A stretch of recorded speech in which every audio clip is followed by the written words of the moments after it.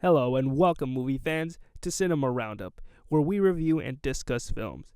This is a film review avoiding any major plot points and spoilers. My name is David, and today we are reviewing Star Wars: The Last Jedi. Following the events of Star Wars: The Force Awakens, Rey, an orphaned girl who shows strong signs of the Force within her, hopes to be trained by legendary Jedi Master Luke Skywalker.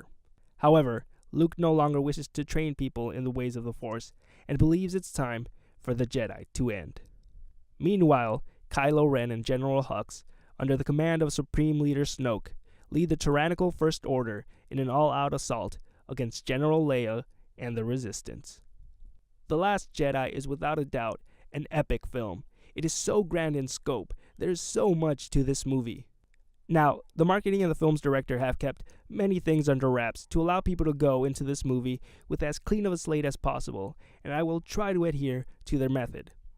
As I said before, the film is really a grand epic.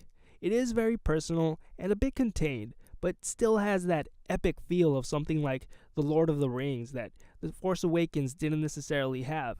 Since it's an epic, it's also pretty long. The film clocks in at 2 hours and 30 minutes. The runtime shouldn't be a deterrent, though. This film is long, but most of that is due to its bountiful action set pieces. So, while it is a long time, you're being entertained and you're invested in its story. It's like playing any sport. You're having fun while you're playing, but sooner or later, all that running and movement will start to drain you without you noticing it. The action is done really well. There are great dogfights and some impressive lightsaber battles. Even the mandatory Star Wars trench run is exhilarating.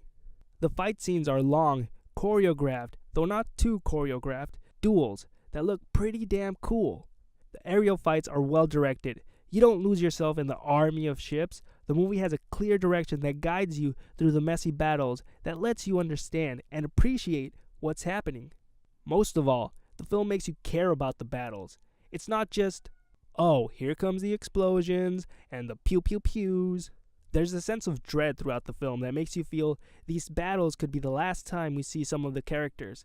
It's not a situation where you can sit back and go, the bomb's gonna go off, but they'll make it out at the very last minute.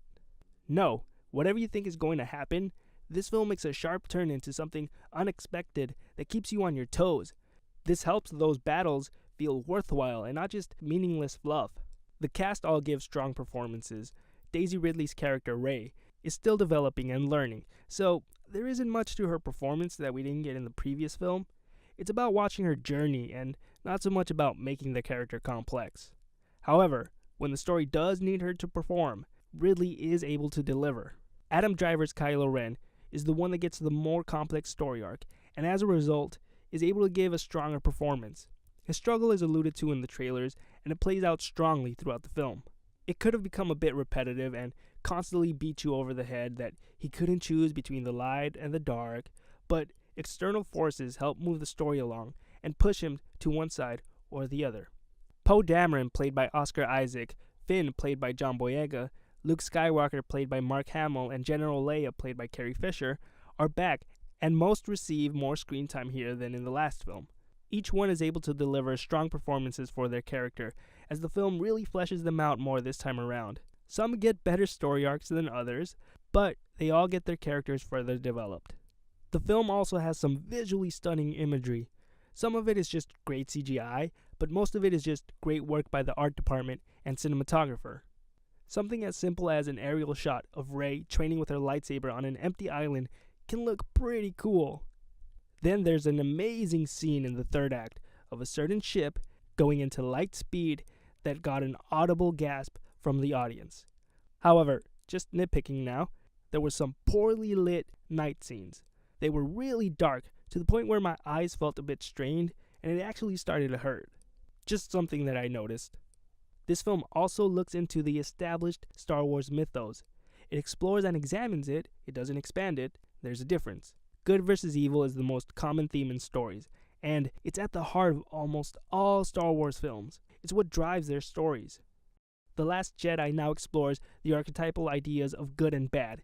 It actually touches on many philosophical ideas on the topic of good and evil. From utilitarianism, essentially the needs of the many outweigh the needs of the few, as well as moral evils versus natural evils, things that men do that are bad versus natural things that occur that are perceived as bad. It also asks, is all the good that a man does negated by one bad deed? And vice versa, does one good deed redeem all of a man's evil? And it also touches on the ideas of free will and destiny. These are things previous films may have touched on, but not explored the way this film does, and does so with quite a bit of nuance. The film explores life and all its cyclical mayhem, as well as its beauty and how the Force is part of life and in turn part of the mayhem and the beauty. It asks us to look closer at these ideas, at more than just the concept. When Kylo Ren utters the words, "Let the past die," in the trailers, he's talking to the characters in the film, but it serves as an announcement to the audience as well. What we've been taught by films and stories, that good and evil are two separate things, that they look and act a specific way, those are antiquated ideas, and the present is different than that. Maybe life needs a healthy balance of both. Star Wars: The Last Jedi earns itself a 9. A lengthy film, but epic, bold, introspective, and enjoyable. Alright everyone, that's all I have to say about that. I hope you enjoyed this review and found it insightful. Are you still interested in seeing this film? Have you lost interest? If you have seen it, what did you think of the film? Join the film discussion below and engage someone in a conversation. Please, be considerate of everyone, especially those that haven't seen this film, and avoid any spoilers. I want to thank you for making it this far into the video, and I hope you consider subscribing to stay updated on all our future uploads. Have a great day, and I'll see you next time at the theaters.